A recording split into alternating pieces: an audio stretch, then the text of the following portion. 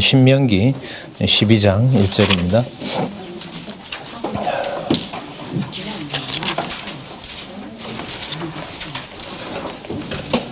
제가 읽겠습니다. 내 열조의 하나님 여호와께서 내게 주셔서 얻게 하신 땅에서 너희가 평생에 지켜 행할 규례와 법도는 이러하니라. 너희가 쫓아낼 민족이 그 신을 섬기는 곳은 높은 산이든지 작은 산이든지 푸른 나무 아래든지 물어나고 그 모든 것을 너희가 마땅히 파멸하며 그 단을 헐며 주상을 깨뜨리며 아세라상을 불사르고 또 그 조각한 신상을 찍어서 그 이름을 그곳에서 멸하라. 너희 하나님 여호와에게는 너희가 그처럼 행하지 말고 오직 너희 하나님 여호와께서 자기 이름을 두시려고 너희 모든 지파 중에서 택한 곳인 그곳으로 그 거하실 곳으로 찾아 나아가서 너희 번제와 너희 희생과 너희 11조와 너희의 거제와 너희의 서원제와 낙헌 예물과 너희 우양에 처음 난 것들을 너희는 그리로 가져다가 드리고 거기 곧 너희 하나님 여호와 앞에서 먹고 너희 하나님 여호와께서 너희 손으로 수고한 일에 복 주심을 인하여 너희와 너희 가족이 즐거워할지니라. 예, 좀 길게 7절까지 읽었습니다. 이 교재는요, 성경 강론 3권입니다. 1104페이지 1104 쪽에 보시면 민수기 12장에서부터 14장 2절까지 나오는데 한 장 더 넘겨서 앞으로 보시면 18장까지 가로 없는 숫자 3 규례에 대한 교훈이 나타납니다. 3권 첫 페이지죠. 그게 보시면 12장에서부터 18장까지 규례에 대한 교훈이 나타나죠. 규례는 그 본문에 설명이 되어 있는데요. 두 번째 단락 다섯 번째 줄에 보면 규례는 이스라엘 자손이 여호와께 드리는 제사에 관한 규정된 관습을 규례라고 합니다. 그리고 그러다 보니까 이제 일반적인 관습이 아니고요. 법령이기도 하고 그 법령에 대해서 지키는지 안 지키는지 여부 꼭 심판이 따르게 되는 것이 여러분 규례입니다. 그래서 우리 아까 12장 1절에 보시면 규례와 법도라고 하죠. 그죠? 이게 세트입니다. 왜냐하면 규례는 이렇게 하라 하지 말라라는 내용이 규례고요. 법도는 뭐냐 하면 그것을 지켰거나 지키지 않았을 때 어떻게 판단하겠다는 내용입니다. 그러니까 하나는 법이고 하나는 그 법을 평가하는 기준이 되는 것. 그래서 여러분들 규례와 법도는 꼭 그 한 세트로 보셔야 됩니다. 그러니까 입법도 하나님이 하시고요. 행정과 사법도 여호와께서 하시는 겁니다. 말이 좋아 삼권분리지. 삼권분립은 어떻게 보면 굉장한 허구죠. 허구입니다. 자, 뭐 그런 얘기는 또 다음에 또 특별한 시간을 통해서요. 이 성경 신학이 하나님 나라에 어떤 그 구조로 되어 있는지는 좀 특별한 기회가 되면 또 말씀드리도록 하고요.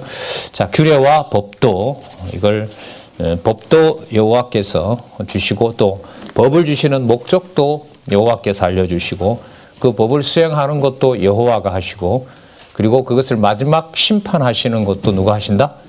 여호와께서 하신다. 그 인간이라는 주어가 들어가면 안 되겠죠. 그래서 뭐 제가 끝나면서 여러분들은 꼭 규례를 지켜야 됩니다. 여러분이 꼭 뭐 하셔야 됩니다. 이거는 치명적입니다. 치명적입니다. 99가 다 맞았다 해도 그렇게 결론이 나면 근데 꼭 보면 이제 애들한테 또 자녀들한테 보면 이 어른으로서 명령을 안 내리면 뭔가 마감이 안 된 것처럼 그렇게 또 이게 관습화되어 있죠. 자, 그래서 이 신명기 내용 우리 이제 3인데요. 앞부분에 우리가 5장에서부터 11장까지 나타난 내용에 보면 십계명을 중심으로 계명에 대해서 교훈하시는 내용이 나왔죠. 그죠? 예. 그 땅 언약 성취 섭리를 동편 땅을 주신 다음에 그 목적이 바로 뭐냐면 십계명을 주셔서 아침 저녁으로 뭐 하라 그러죠? 강론하라고 얘기를 하시죠. 그러니까 가르치라는 겁니다. 그리고 그 가르치는 내용을 지금 누가 주시고 있어요? 여호와께서 40년 전에 출애굽기 18장부터 19장부터 레위기까지 줬던 내용을 반복하는 것도 있고 더 상세해지는 것도 있습니다. 그게 바로 신명기입니다. 그 내용이 같아야 되는 것은 뭐죠? 같은 하나님이시니까, 같은 민족이니까 출애굽기 19장에서부터 레위기 27장까지 주셨던 언약을 40년 지나서 40년 동안 하는 거 보니까 마음에 별로 안 들어요. 그 법을 주려고 했던 복을 뺏어서 그냥 확 바꿔버려요. 그러면 되겠어요? 안 되겠어요? 안 되죠? 그럼 여호와가 안 되시는 거죠. 여호와 계시를 언약하신 대로 하실 수가 없는 겁니다. 그래서 자손 언약, 땅 언약을 동편 땅에서 이루어 주시고 그 다음에 동일하면서 더 상세하게 어떤 부분은 바로 주시는 내용이 호렙산 언약, 바로 뭐죠? 신명기입니다. 그래서 신명기서에 보면 자손 언약을 이루어 주시면서 40년 동안 이루어 주신 땅 언약을 1장에서부터 4장까지 회고하십니다. 하나님 여호와를 잘 경외했기 때문에 40년 동안 여기에 잘 왔다고 얘기하시는 거 절대로 아니죠. 그 내용이 시작이 여호와의 언약을 이렇게 주셨는데 너네들은 하루도 거역하지 않는 날이 없었는데 하루도 만나주지 않는 날이 없었고 하루도 말씀을 강론할 수 있는 말씀을 전해주지 않은 적이 없었다. 그게 1장에서부터 4장까지였고요. 그래서 그 내용의 증거가 뭐냐 하면 호렙산에서 함부로 올 수 없는 곳, 오히려 그 여호와께서는 말씀을 주신다고 하지만 밑에 있는 백성들은 가기를 두려워하고 모세 보고 빨리 가서 당신이 받으라고 할 정도로 여호와께서는 무섭게 임하셔서 시내산에서 언약을 주셨던 거죠. 여호와의 언약을 주셨던 거예요. 그 여호와의 언약의 첫 이제 출발이 바로 십계명이고요. 그 계명을 주신 이유는 들어가나 누우나 그러니까 24시간 전체 모든 환경을 여호와의 말씀을 뭐 하는 걸로요? 풀어서 가르쳐 주는 걸로. 요즘 우리말로 하면 강론이죠. 이 사도행전에 가면 교회에 대한 정의가 선명한데요. 초대교회부터 시작해서요. 성경을 통하여 예수의 일로 하나님 나라를 가르치는 곳, 이게 바로 교회입니다. 가정교회뿐만 아니라 은사 양육 모든 교회를 지칭하는 건데 그 근거를 굳이 잡는다면 저는 교회 설립, 예루살렘 교회에서부터 시작해서 이방교회, 로마교회 설립 28장 끝이 그렇게 끝나죠. 예수의 일로 하나님 나라를 이태 동안 사도 바울이 가르쳤더라, 강론하였더라 이렇게 끝나잖아요. 바로 그 근거가 여러분 여기 신명기서에 나타나고 있습니다. 그래서 이 신명기서 과거를 그렇게 해고하고요. 5장에서부터 11장에서 십계명을 주신 이유, 그 다음에 가르치는 이유는 뭐라 그랬죠? 다른 신을 섬기지 못하게 하시려고요. 다른 신을 섬기지 못하게 하는 것이 그 방법을 뭐로 주셨냐 하면 복과 저주로 언약을 하신 겁니다. 복과 저주는 여호와께서 언약하신 내용을 이루어 가시는 방법입니다. 그러니까 율법을 여러분 잘 지켰기 때문에 가나안에 가는 걸까요? 그러면요? 그렇죠. 열조와 맺은 언약 때문에 가는 겁니다. 그러니까 과정적으로 율법을 우리가 지켰기 때문에 간다라는 말을 하지 못하도록 하기 위해서 지금 신명기서를 교육하고 있는 겁니다. 그래서 민수기에서부터 우리가 지난번에 마쳤던 11장 끝에 보시면 제가 한 구절 좀 읽어드릴게요. 그러면서 12장으로 바로 가서 보도록 하겠습니다. 그 11장이 어떻게 끝나나 한번 보세요. 11장 마지막은 여러분 복과 저주 언약으로 끝납니다. 맞죠? 어느 산에 가서 그러라 그러죠? 느보산요? 예, 생각하시고 얘기하세요. 막 얘기하지 마시고. 자, 어디라 그랬어요? 자, 29절에 보면 그리심산에서 축복, 그리고 에발산에서 저주.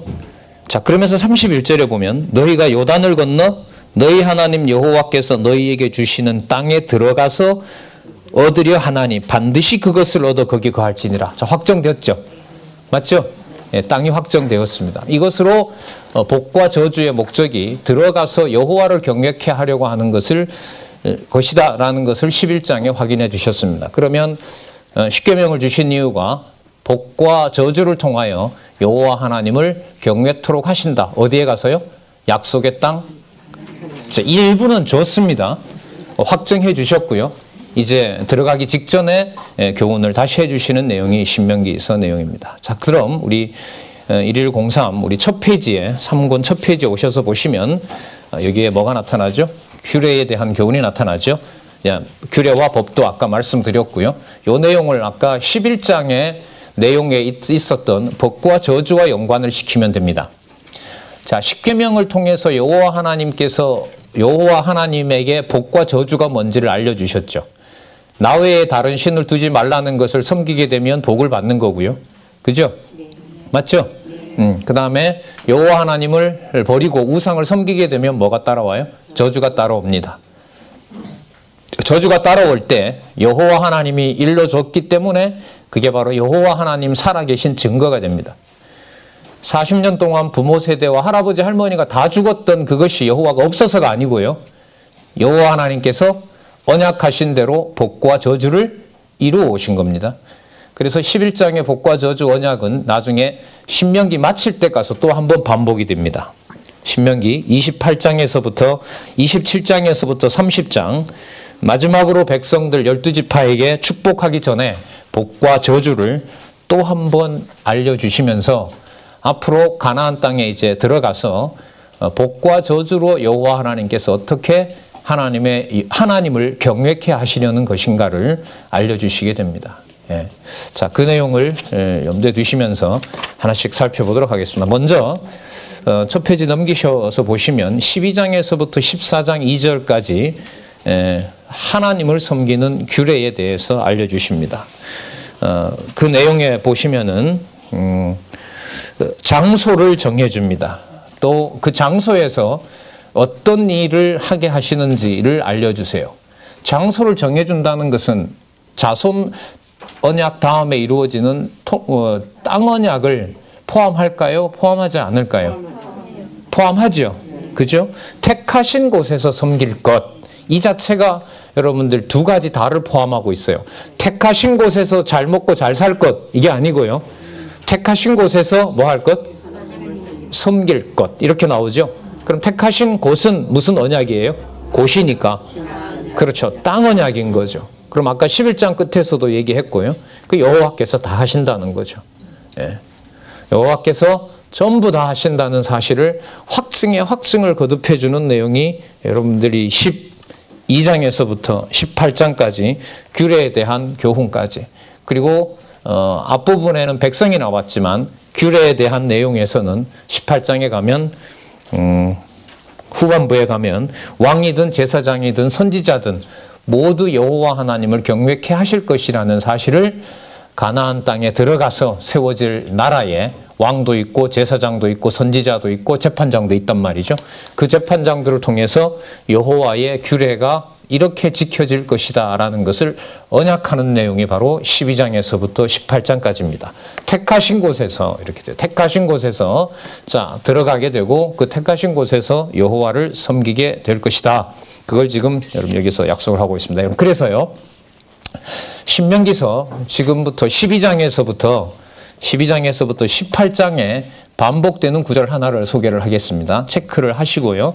자, 요 한 페이지에서도 우리가 확인할 수 있는데 1절 한번 보시기 바랍니다. 이게 그러면 이게 지금 땅 언약 성취 섭리잖아요. 목적은 어디에 있죠? 여호와 하나님을 경외케 하려고. 마침내 뭘 주신다 그랬죠? 복을 주신다고 얘기했죠. 자, 그러면 1절 보세요. 내 열조의 하나님 여호와께서 내게 주셔서 얻게 하시는 땅에서, 너희들이 얻을 땅에서가 아니고 분명히 뭐라고 명시해요? 내 열조의, 이 속에 여러분 창세기에서부터 지금까지가 다 들어가는 거예요. 내 열조의 하나님 여호와께서, 내 열조와 언약을 맺으신 여호와 하나님께서, 이렇게 되는 겁니다. 그 다음 내게 주셔서, 언약을 이루어 주셔서 뭐하게 하신? 얻게 하신. 자, 그 표현을 가지고 5절을 보세요. 오직 너희 하나님 여호와께서, 자, 우리와 협상해서 우리와 같이 한 게 아니에요. 하나님께서 동력한 게 아니죠. 오직 너희 하나님 여호와께서 왜 그러면 그 얻게 하셨느냐? 자기 이름을 두시려고 너희 모든 지파 중에서 택한 곳인 그 거할 곳으로, 이렇게 나오죠. 체크하시고요. 자, 11절 보겠습니다. 너희는 너희 하나님 여호와께서 자기 이름을 두시려고 한 곳을 택하실 그곳으로 나의 명한 것을 모두 가지고 갈지니. 또 나오죠. 그죠? 땅 언약을 이루시면서 그 땅을 여호와 하나님께서 이루셨고 이루셨다는 것을 확정하는 것이 땅에 들어가서 또 한 곳을 확정해요. 여호와 하나님의 이름을 두는 곳을 확정합니다. 나중에 여러분 솔로몬의 그 성전으로 다 이루어지겠죠. 자, 14절. 오직 너희 한 지파 중에 여호와의 택하실 그곳에서 이렇게 나오죠. 물론 이 지파와 연관되겠죠. 그럼 여러분들 1005페이지, 1105페이지 12장 1절에서부터 14절은 앞으로 일어날 규례에 대한 여호와 하나님의 정한 법령, 또 여호와 하나님을 섬기는 것과 관련된 것을 누가 해가신다는 것을 명시하고 있죠. 여호와께서. 방법은 이미 주어졌습니다. 뭐와 뭐로요? 복과 저주로. 자, 민수기와 신명기서에 가면 그 신명기서 다음에 나오네요. 민수기서와 레위기서에 보면, 특히 레위기서에 보면 여호와 하나님의 저주가 어느 정도까지 임하죠? 여호와의 이름이 사라지는 지경까지. 맞습니까?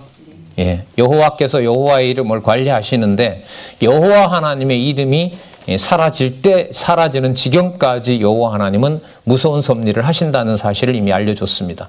그러니까 내가 내 이름을 관리하는 방법이 너희들이 내 이름을 도저히 부를 수 없는 곳까지 내가 섭리한 다음에 너희들에게 여호와의 이름을 주시겠다는 거죠. 그래서 여호와의 이름을 강조함으로써 하나님의 백성들이 모세의 것도 아니고 아론의 것도 아니고 온전히 여호와 하나님의 이름만 기억나게 하신다는 것이 여러분 지금 있죠? 여러분 전체 우리 성경 개론 창세기에서부터 요한계시록까지 지금 소강당, 중강당 저쪽에 또 우리 어른들이 또 교회 학교는 더 크게 만들어서 놨는데요. 어쨌든 엄청난 저희들이 시대에 또 당장 여러분들 여기 우리가 12장에서 봤지만 여호와 하나님의 이름이 기억나고 논리적인 오류 없이 어느 한 부분을 보더라도 성경 전체가 보이는 이런 진짜 특혜 중에 특혜는 없는 거죠. 예. 자, 이스라엘 백성으로 보면 엄청난 입시 부정이 일어나고 있습니다. 누구 자녀에게만요? 누구에게만 정답을 가르쳐줘요? 세상에서 그렇게 했다가는 뭐가 되죠? S 여고처럼 부정이 되지만 여호와 하나님께서는 자기 백성에게 택한 곳을 정해주셔서 당신의 이름을 그들에게만 알려주시고 나머지 모든 족속들은 지금부터 이제 육적으로, 영적으로가 아니고 영적으로는 다르게 성취되니까요. 육적으로 모든 땅과 주민들을 진멸하는 내용이 이제 곧 시작이 될 겁니다. 여호와께서 여호와의 이름을 관리하신다는 거죠. 자, 우리 아까 1장 1절, 5절 또 몇 절이었었죠? 11절, 그 다음에 14절. 자, 이게 중요한 서론입니다. 여러분 여기 보시면요. 7절 한번 보세요. 거기 곧, 자, 장소 또 나오죠? 너희 하나님 여호와 앞에서 먹고 너희 하나님 여호와께서 너희 손으로 수고한 일에 복주심을 인하여 너희와 너희 가족이 즐거워할지니라. 그 6절에 보면 번제에서부터 여러분들 낙헌 제물까지 다 나오죠. 그죠? 그게 앞으로 들어가서 너희들에게 지키게 하시겠다는 거죠. 낙헌 제물, 여러분 반드시 여호와께서는 앞으로 기쁨의 제물로 받으실, 자, 신학적인 해석을 좀 하면은요, 메시아를 보내실 것, 참 제물을 보내실 것에 대해서 이스라엘 백성들이 기뻐한 거죠. 그러니까 하나님께서 그 제물을 받아주지 않으면 뭐예요? 진노가 쏟아지잖아요. 근데 받아주니까 그 앞에서 뒤에 보면 나오지만요, 독주도 마음 놓고 즐겁게 마시라 그래요. 예? 정신없이 혼미해지라는 거죠, 하나님께서. 누구에 대한 기억으로? 여호와에 대한 기억으로. 예? 나시리는 주지 말고 너희들만 시컷 먹어라 하는 거죠. 이걸 여호와 하나님께서 순간 뭘로 돌려버려요? 저주로 돌려버려서 망할 무렵에는 여호와를 빼놓고 독주에 취하게 하죠. 그게 여러분 솔로몬에 나타나 있는, 그 잠언에 나타나 있는 국가 경영을 망치는 것이 여러분 술 취하는 일과 직접 연관이 되는 겁니다. 온갖 진상품들이 전부 예루살렘으로 들어오게 해서요, 천여 명의 처첩과 더불어 엄청난 그 일들을 벌이면서 말로만 여호와 인용하고 행위는 전부 멸망받아 마땅한 그런 무서운 일로 또 여호와께서 확 돌려놓습니다. 예. 자, 그래서 우리가 지금 그 주일날 오전 시간에 연구반 하고 있는데요. 열왕기 이미 지나셨고 지금 역대기로 가고 있으니까요. 이 신명기서를 보시면 바로 연결되는 부분들이 상당히 많습니다. 그렇게 연결되셔서 앞으로 성경 어떤 부분을 어떻게 시작하더라도 창세기부터 계시록의 그림은 어느 정도 그려져서 말씀을 보시고 또 그게 즐겁고 또 진짜 하나님 여호와 살아계시구나라는 걸 확인들 듣거나 보시거나 하실 때 그렇게 됐으면 진짜 좋겠습니다. 18절 보시면요. 우리가 오늘날 여기서는 각기 소견대로 하였거니와 12장 8절요. 우리가 오늘날 여기서는 각기 소견대로 하였거니와 너희가 거기서는 뭐하라 그러죠? 하지 말지니라 그러죠. 근데 각기 들어가서 소견대로 하죠. 맞죠? 하게 하시죠. 왜요? 저주 주시려고. 죽이려고요? 아니면 다시 복을 확인해 주시려고요? 다시 복을 확인해 주시려고. 어디에 나오죠? 사사기.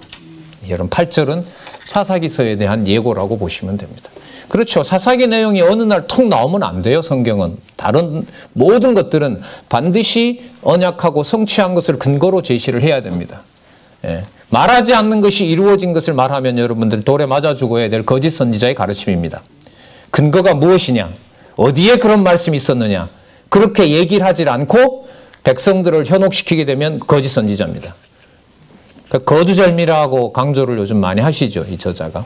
이것저것 빼버리고 어느 한 부분만 집중적으로 하는 걸 보고 있고 방조하는 것도 범죄고요. 돌을 들어서 쳐 죽이지 않는 것도 여호와 앞에서 범죄가 되는 겁니다. 그래서 나중에 여러분들 진멸할 때 보시면 진멸하지 않았다고 여호와가 오히려 누구를 진멸해요? 진멸하는 지경까지 가요. 자기 백성을 진멸하는 지경까지 가는 겁니다. 이 신령한 의미에서 성령께서 오셔서 기록한 진리의 말씀을 진리의 말씀대로 저대로 전하지 않는 것에 대해서는 성경 마지막이 예언하고 있죠. 더하거나 덜하거나 하면 생명책에서 지워버리겠다. 그러나 그 생명책이 생명책 되는지를 이제까지는 가르쳐주지 않았던 겁니다. 아무리 확인을 해봐도 우리 시대에 87년부터 시작된 여러분 성경 신학을 통한 생명이 생명되는 것이 글자로 기록되어 우리가 읽는 한글로 여러분들과 저에게 펴더라도 어디를 펴더라도 여러분 여호와 계시로 마무리된다는 것은 무섭고 떨리기도 하고 받은 입장에서 보면 너무너무 감사하다라고 말하기에는 너무나 부족한 그런 저희들 시대를 살고 있는 것 같습니다. 자, 9절에 보시면 여호수아가 예고가 되는데요. 너희가 너희 하나님 여호와의 주시는 안식과 여호와 하나님이 안식 주신다 그러시죠. 안식의 의미는 창세기 2장 3절에 의하면 무슨 내용입니까? 쉰다는 겁니다. 왜 쉬시죠? 다 마쳤으니까. 보시기에 좋은 대로 다 마쳤기 때문에 쉬시는 겁니다. 그러면 안식에서 제일 먼저 기억해야 될 것이 바로 뭐냐면 여호와 하나님께서 정하신 일을 전부 어떻게 하셨다? 마쳤다. 성취하셨다는 의미예요. 자, 그러면 성취한 것의 결과가 뭐냐면 그 뒤에 보면 기업입니다. 맞죠? 그러니까 여호와 하나님이 여호와 일을 마친 것이 이스라엘 백성들에게는 뭘로 주어져요? 가나안 땅으로 주어지는 겁니다. 그래서 안식과 뭐라 그래요? 기업. 아직은 이르지 못하였거니와 너희가 요단을 건너 너희 하나님 여호와께서 너희에게 주시는 땅에 거하게 될 때 또는 여호와께서 너희로 너희 사방의 모든 대적을 이기게 하시고 너희에게 또 나오죠. 무엇을 주실 때? 안식을 주사 너희로 평안히 거하게 하실 때에 자 그때 11절 아까 읽었죠. 내가 정한 곳에 가서 번제, 희생, 11조, 거제, 서원물을 전부 자녀와 노비와 함께 전 민족이 전부 다 모든 백성이 전부 그것을 가지고 마음 놓고 먹어라. 마음 놓고 먹게 할 것이다. 이렇게 얘기를 하고 있습니다. 그 여러분 10절 옆에다가요. 제가 찾아왔는데요. 여호수아 21장 43절에서부터 45절에 가면 여호와께서 언약하신 선한 일이 모두 이름에 백성들이 안식하였더라. 자, 그러면 여러분 여호수아서가 뭐냐면 땅 언약 성취 섭리잖아요. 맞죠? 가나안 땅 성취 섭리하시는 거잖아요. 그 내용이 여러분들 지금 신명기서에서 뭐 하고 있어요? 언약하고 있죠. 맞죠? 이렇게 시작이 되는 겁니다. 자, 그럼 넘겼어요. 그런데 마음껏 먹는데 피는 먹으면 안 된다 얘기합니다. 왜요? 누구를 기억하게 하려고? 여호와 하나님을 기억하게 하려고. 그런데요, 피를 아끼지 말고 피를 흘리라고도 합니다. 나중에 누구는 반드시 피를 보게 해요? 거짓 선지자와 친척이든 부모든 형제든 여호와 하나님을 경외치 하지 않게 하는 자는 무조건 전부 돌을 들어서 피를 땅에 흘리도록 너희들의 손으로 정죄하라고 또 여호와는 명하십니다. 그때는 사정없이 그 피에 대해서 뭐 하시는 거죠? 정죄해버리는 거죠. 예. 그러니까 여러분, 복과 저주라는 방식으로 여호와 하나님께서는 어떻게 하세요? 당신의 땅 언약을 성취해가고 계신 겁니다. 통치 언약은요, 더 무섭고 엄격하게 진행하시죠. 나라 전체를 나중에 쓸어버리고 하나님의 성전, 하나님이 든 성전을 여호와 하나님께서 쓸어버리는 겁니다. 그것에 대한 해답은 나중에 선지서에 가면 나타납니다. 소선지서에 특히 가면 내가 내 이름을 관리하는데 내 이름을 못 부르게 할 때까지 내가 해버리겠다. 그럼 그게 저주와 그것이 하나님 여호와가 살아계시지 않는 증거냐? 그게 아니라 내가 내 이름으로 내가 관리할 내 메시아를 내가 준비하고 있기 때문에 그렇다. 자, 그게 여러분 이제 마태복음으로 넘어가는 거죠. 자, 피는 먹지 말라고 하는 내용이 넘어가 볼까요? 1109쪽이죠. 1일 공부해 보면 피는 먹지 말고 재물을 택하신 곳에서 즐겁게 먹으라고 얘기를 합니다.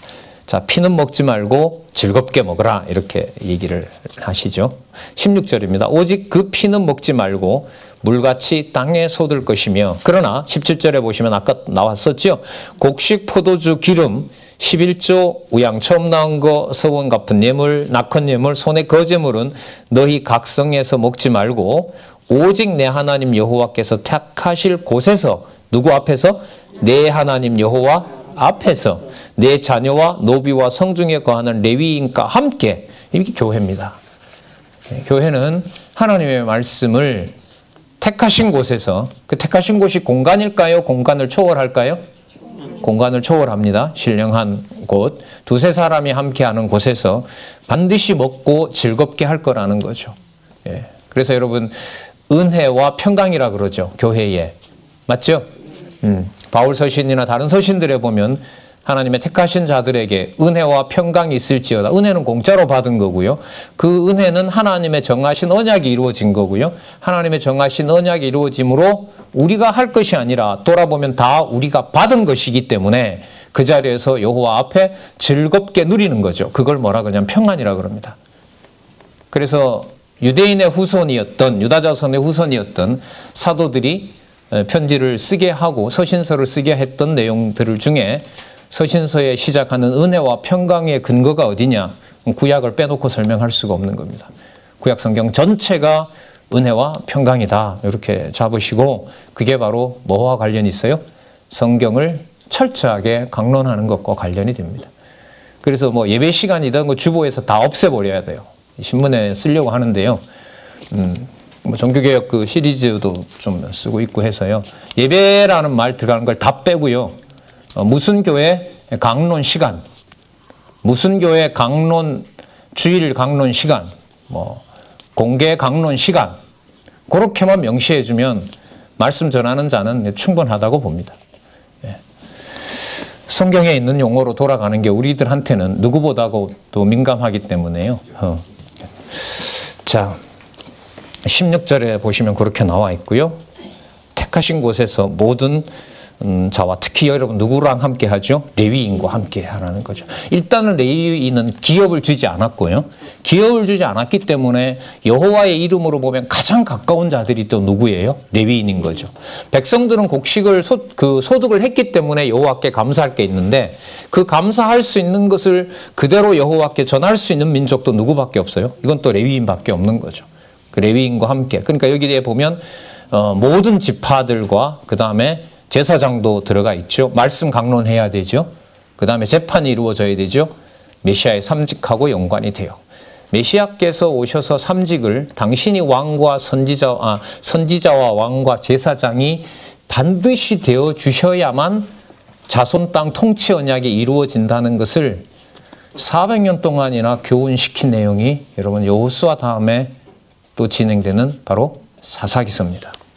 사사기서는 내용으로 보면 언약 자손을 시험해서 나를 섬기는가 섬기지 않는가를 알려 함이라고 나오지만은요, 전체 언약 성취의 연관성에서 보면 반드시 너희들이 할 수 없기 때문에, 너희들은 소욕대로밖에 못하기 때문에 내가 내 소욕에 원하는 자, 그 성령의 소욕이겠죠, 하나님의 소욕에 합한 자를 내가 반드시 보내겠다고 하는 약속이 여러분 400년 동안 시험했던 사사기서라고 보면 됩니다. 그러니까 죽이려고 사사기서를 섭리하신 게 아니란 말이죠. 왕이 없으므로 자기 소견에 옳은 대로 행하였더라. 그러면 반드시 누구를 보내주셔야 돼요? 왕을 보내주셔야 되잖아요. 왕 보내겠다는 약속을 여러분들 나중에 살펴보겠지만 바로 신명기 17장에 가면 하십니다. 그러면 사사기서를 뭐와 분리해서 살펴볼 수 없다? 신명기서와 분리할 수가 없습니다.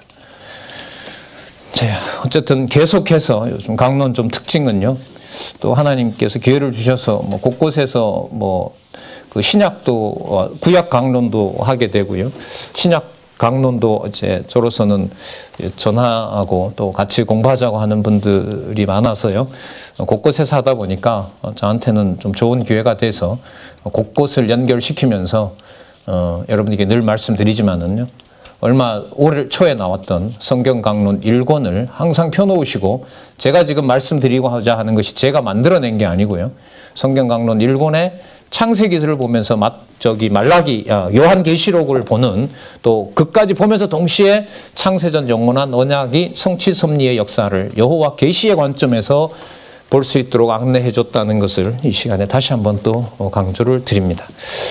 자, 그래서 그 본문 다음에 나오는 내용들을 강론집 1권에서는 어떻게 얘기를 하고 있는지, 여호와께서 계시 섭리를 계시하셨다, 여호와 계시, 그걸 꼭 확인하셨으면 좋겠습니다. 자, 그 다음에 여러분들 먹는 것도 피는 먹지 말라고 하고요, 아무 데 가서나 막 먹으면 돼요, 안 돼요? 안 되죠. 그런데 정한 곳이 멀어요. 나는 저기 북쪽 그 경계선 쪽에 살다 보니까 이게 먹을 날이 11조도 있고 뭐 할 것도 있는데 어디 갈 수가 없는 거예요. 너무 멀어서. 가다가 보면 음식도 상하고 뭐 하고 이런단 말이죠. 자, 그럴 방법도 또 알려줘요. 왜 알려줄까요? 목적이 바로 누구를 섬기는 게 목적이기 때문에, 그렇죠, 여호와를 섬기는 것이 목적이기 때문에 그 방법도 알려주시는 것이 여러분 12장 20절에서부터 28절까지입니다. 먼저 뭐라 그럽니까? 피는 먹지 말고, 그 다음에 택하신 곳에서, 그러니까 각 성에 보면 그 택한 곳이 있습니다. 주로 여러분들 레위인들이 살고 있는 곳은 요단 동편단 3군데, 그 다음에 요단 서편단 가나안의 3군데, 주로 도피성이 있죠. 도피성에 누가 거주합니까? 레위인이 거주하죠. 반경 뭐 몇백 미터 혹은 몇 킬로 안에 살고 있으니까요. 그곳에 가서 정한 곳에서 누구와 함께? 레위인과 함께, 이렇게 되죠. 레위인과 함께 먹게 될 것을 여기서 언약해 주시고 있는 내용이 나옵니다. 볼까요? 23절입니다. 오직 크게 삼가서 그 피는 먹지 말라. 그 21절 중간에 보면 너희 각 성에서 이렇게 나오죠. 예. 자, 23절요. 오직 크게 삼가서 그 피는 먹지 말라. 피는 그 생명인즉 내가 그 생명을 고기와 아울러 먹지 못하리니, 그렇게 알려주시고요. 25절 너는 피를 먹지 말라. 내가 이같이 하여 여호와께서 의롭게 여기시는 일을 행하여, 이렇게 하면 됩니다. 면이라고 굳이 할 필요 없어요. 자, 그래서 너와 내 후손이 뭘 누린다? 복을 누리리라. 언약이죠. 오직 내 성물과 서원물 여호와께 택하신 곳으로 가져가라고 얘기를 하고요. 자, 고기를 먹으라고 합니다. 28절 내가 네게 명하는 이 모든 말을 너는 듣고 지키라. 내 하나님 여호와의 목전에 선과, 자, 선이 나오죠. 선과 의를 행하면, 이것도 여러분들이 조건이 아니고요, 행하게 됨으로, 이런 뜻이에요. 행하게 될 때, 그리고 분명히 이루어질 때, 이런 말입니다. 이게 약속의 의미가 들어갑니다. 키라고 하는 그 히브리어인데요. 이거는 뭐 우리가 말하는 조건하고 별 의미가 없습니다. 뭐뭐 할 것이기 때문에 반드시 그렇게 될 것이므로, 이런 아주 강한 접속사죠. 불변화사라 그러는데요. 문법이 고정되어 있습니다. 너와 내 후손에게 영원히 뭐가 있으리라? 복이 있으리라. 복의 내용은 뭐죠? 여호와 하나님을 경외하게 되는 것. 택한 이스라엘 백성들이 정한 곳에서 여호와께서 일러주는 방식대로, 자, 그리고 경계하는 내용이 뭐냐면 이렇게 사랑하는 내 백성을 이방 신에게 드리려고 하는 자들이 있을 것이다. 그 자들은 전부 죽여라. 자, 그리고 탐구도 하지 마라. 기웃거리지도 마라. 여러분 이게 간섭인가요? 사랑인가요?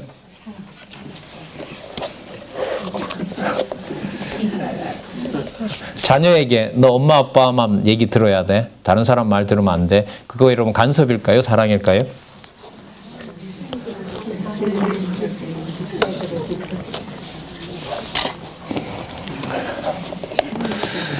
결혼하면서 그 신부에게 가끔은 딴 데 가서 놀아도 돼. 아무 소리 안 할게. 그렇게 말하면 안 되죠. 그죠? 예. 자, 볼게요.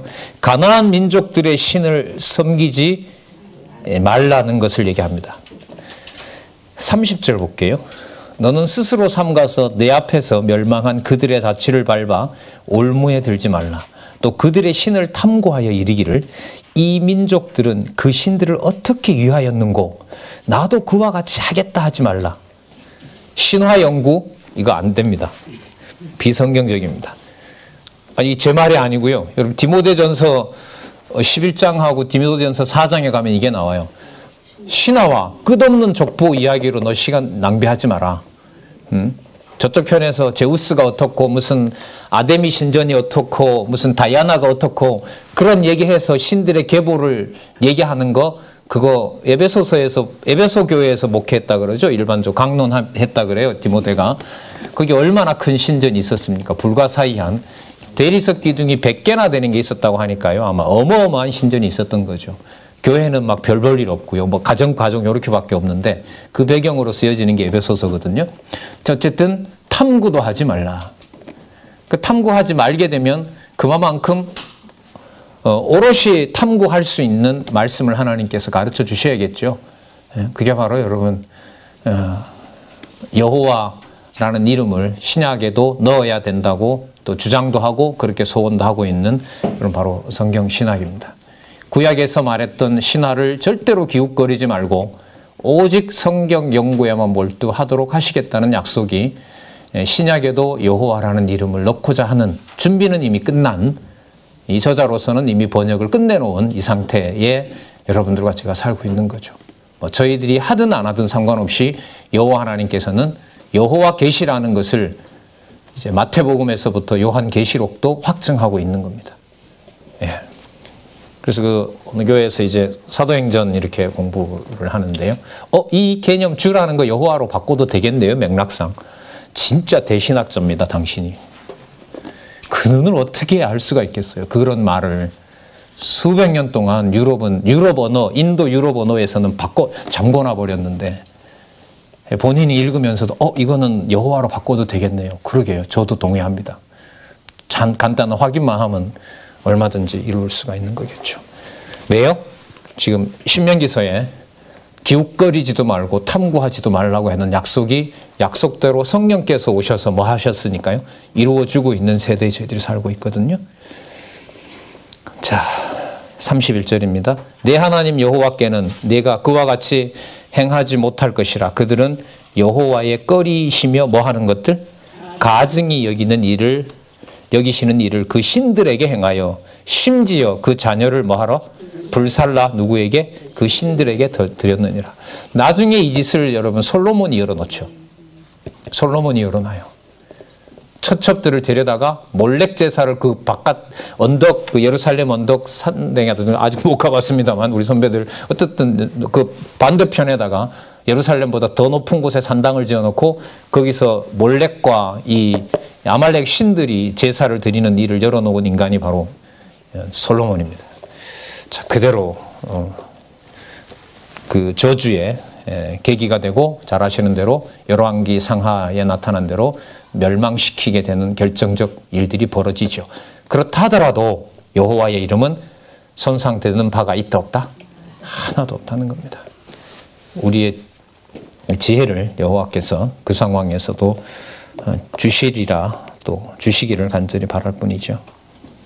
32절 보세요. 지금까지 피채 먹지 말고 마음껏 먹되 피채 먹지 말고 어떤 곳에서든지 간에 이거 말고 여호와 말고 다른 신도 있다라고 하는 것은 절대로 용납하지 말고 요거 절대로 가감하지 말라. 이렇게 끝납니다. 32절. 내가 너희에게 명하는 이 모든 말을 너희는 지켜 행하고 그것에 뭐 하지 말라? 가감하지 말라. 여러분 이 신명기잖아요 이게. 맞죠? 모세 글의 마지막이거든요. 첫 번째 계시를 기록한 모세가 창세기, 출애굽기, 레위기, 민수기, 신명기서를 기록하면서 요한계시록 마지막 장에 있는 것처럼 또 디모데에게 보냈던 바울도 명시한 것처럼 더하거나 덜하지 말고요. 모든 성경은 하나님의 감동으로 되었고 사서로이 풀지 말라고 했던 베드로 사도의 그러면 권면처럼 이미 그것은 그 사람들이 그때 비로소 얘기한 것이 아니라 여기에서도 보면 가감 없이 그러니까 여러분 들어가서 이방 선지자가 화려하게 언어를 아름답게 써놨다고 해서 그 문서 갖다가 모세가 적어 놓았던 기록하고 섞으면 되겠어요? 안 되겠어요? 안 되죠. 거짓 선지자에게 따라가는 거 아니겠습니까? 예, 거짓 선지자에 따라가는 거죠. 그럼 그 거짓 선지자가 모세 거도 보고 이것도 봐라. 그럼 용납이 안 되는 거죠. 예, 가감하지 말라. 계시록도 그렇게 끝나죠. 그 모세로 하여금 하나님께 시내산에서 받았던 모든 기록을 마감하면서 더하거나 덜하지 말라. 이것만 가르쳐라. 강론하고 들어가고 나가고 할 때 그렇게 가르쳐라. 자, 그 다음에 연결이 됩니다. 그래서 여호와 하나님을 배반하고요. 또 유혹하고 하는 선지자들은 따라서 뭐 하라?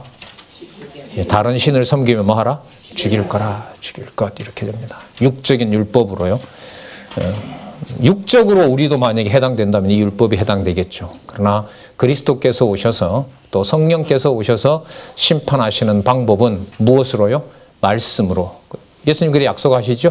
이미 믿지 않는 것은 하나님의 심판이 임했다. 내가 도를 안 들어도 되죠.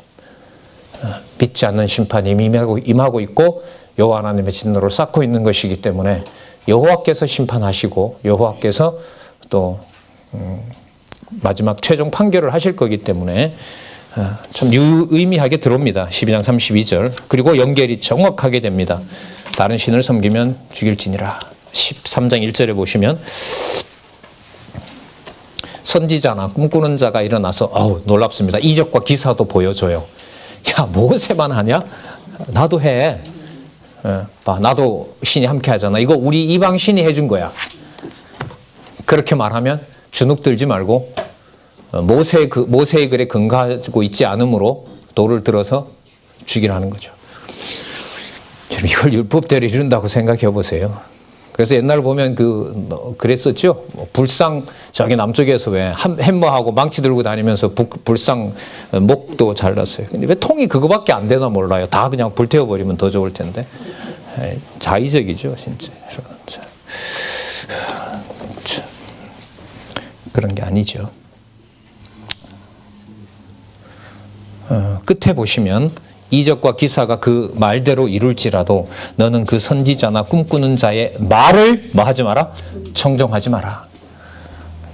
자, 이는 너희 하나님 여호와께서 너희가 마음을 다하고 성품을 다하여 너희 하나님 여호와를 사랑하는 여부를 알려 하사 너희를 뭐 하신 거라고요? 시험 도구인 거죠. 이럴 때 성령께서 안 잡아주면 가는 거죠. 그럼 부모 입장에서 보면 사나 죽으나 누구 경외하는 말씀 전해주는 거죠. 여호와 하나님 경외하는 말씀 전해주는 거, 이게 전부겠죠. 자, 4절에 보면 너희는 너희 하나님 여호와를 순종하며 그를 경외하며 그 명령을 지키며 그 목소리를 청종하여 그를 섬기며 순종, 경외, 명령 따르고 청종하고 섬기고 그를 부종하고 따르고 선지자나 꿈꾸는 자는 죽이라. 이는 그가 너희를 애굽 땅에서 인도하여 내시며 종되었던 집에서 속량하여 취하신 너희 하나님 여호와를 뭐하게 하는 자들이다? 배반케 하는 자다. 배반케 하는 자다. 그래서 여러분 성경 끝나갈 무렵에 나오나요? 요한계시록 끝에는 더하거나 덜하지 말라고 얘기를 하고 있고요. 요한 3서에 가면 들여서 문 열어주고 인사도 하지 말라. 적그리스도를 경계하게 하시는 그 약속의 내용이 나옵니다. 그 다음에 나오네요. 너희 하나님 여호와께서 내게 하라 명하신 도, 여호와 하나님의 도지요. 아니 그리스도가 당신이 길이라고 얘기하시고요. 너를 꿰어내어 말하였습니다. 너는 이같이 하여 너희 중에서 악을 제할지니라. 자, 뿐만 아니라 집안 중에 어느 부모나 형제라도요, 친구가 야 우리 저거 한번 구경 가자라고 말이 떨어지면 그 자리에서 죽이라는 거예요. 너무하죠 이건. 너무 안 해요? 이런 말 한마디 했다고 그래 그걸 죽일 수 있나요?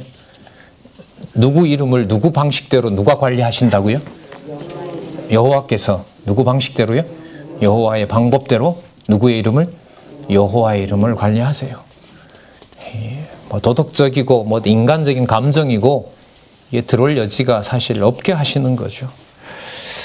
자, 6절. 내 동복 형제나 내 자녀나 내 품의 아내나 너와 생명을 함께하는 친구가 가만히 너를 꿰어 이르기를 너와 내 열조가 알지 못하던 다른 신들 곧 내 사방에 둘러있는 민족 혹 내게서 가깝든지 내게서 멀든지 땅 이 끝에서 저 끝에 있는 민족의 신들을 우리가 가서 섬기자 할지라도 쫓지 말며 듣지 말며 긍휼히 보지 말며 애서 기여기지 말며 덮어 숨기지 말고 너는 용서 없이 그를 죽일 때에 네가 먼저 그 손에 손을 대고 후에 뭇 백성이 손을 대라.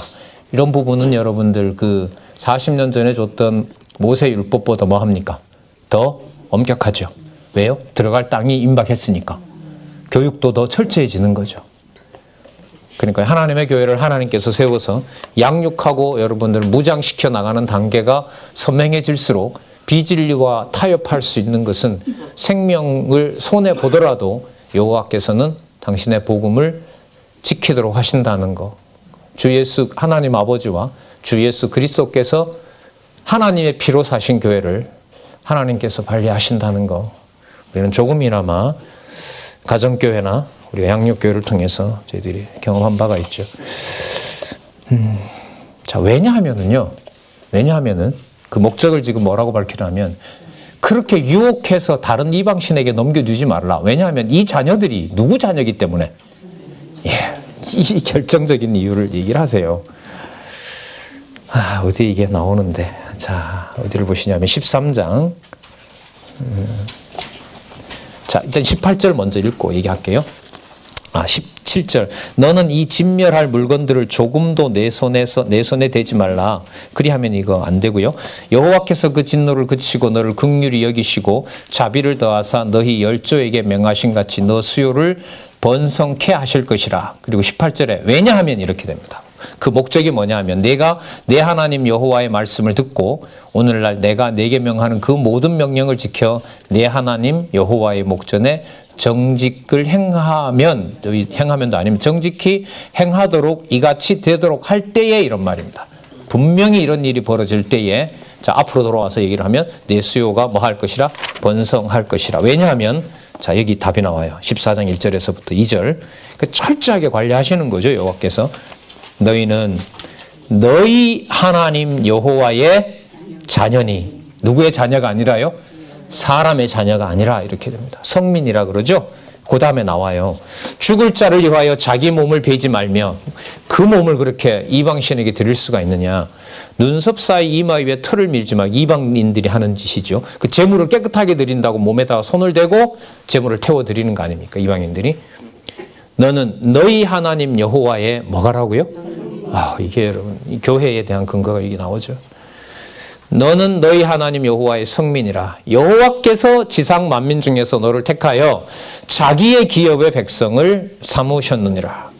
그럼 나중에 나라가 망할 때 붙잡혀 갔던 다니엘과 세 친구들을 여호와께서 우상에게 드렸던 고기를 먹지 않아도 여호와의 백성 성민으로 보호하시면서 성민나라 언약해 주신 내용 기억나시죠? 그게 바로 다니엘서입니다. 그래서 다니엘이 음식 먹고 뭐 한 것도요. 다니엘을 그 당시에 그렇게 한 거 아니라 그것도 역시 어디예요? 구약의 근거한 말씀이 이루어지고 있다는 겁니다. 하물며 여러분 택한 하나님의 백성 교회겠습니까? 더 철저하고 분명하게 관리하시죠. 어떻게 해요? 보시는 하나도 창세기부터 계시록까지 땅에 떨어지는 말씀이 없도록 하셔서요. 예, 그 차 한잔 하시고요.